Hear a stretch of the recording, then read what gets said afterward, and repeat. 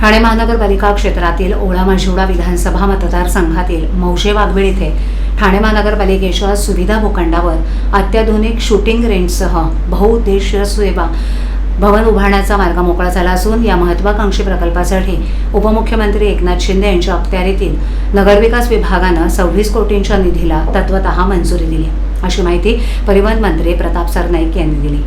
मंत्री सरनाईक म्हणाले की ठाणे शहराच्या वाढत्या गरजांचा विचार करताना केवळ पायाभूत सुविधांचा विस्तार पुरेसा नाही, तर युवकांना प्रशिक्षण, खेळाडूंना दर्जेदार सुविधा आणि नागरिकांना विविध उपक्रमांसाठी आधुनिक व्यासपीठ उपलब्ध करून देणंही तितकंच महत्त्वाचं आहे।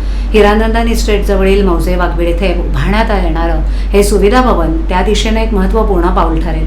प्रस्तावित प्रकल्पासाठी 2020.48 चौरस मीटर क्षेत्रफळाचा सुविधा भूखंड असून सुमारे 4522.5 चौरस मीटर बांधकाम क्षेत्रात बहुमजली इमारत उभारण्यात येणार आहे। बेसमेंटमध्ये 30 चारचाकी आणि 50 स्कूटरसाठी पार्किंगची व्यवस्था करण्यात येणार आहे। तळमजल्यावर ट्रेनिंग हॉल, कॅफे, किचन, प्रसाधनगृह, शस्त्रसाहित्य वाटप कार्यालय आणि प्रशासकीय कार्यालय प्रस्तावित आहे। पहिल्या मजल्यावर 10 मीटर शूटिंग रेंजची 11 लेन, 65 प्रेक्षकांसाठी आसन व्यवस्था, ट्रेनिंग हॉल, कॉन्फरन्स हॉल आणि प्लेअर लाउंज असणार आहे।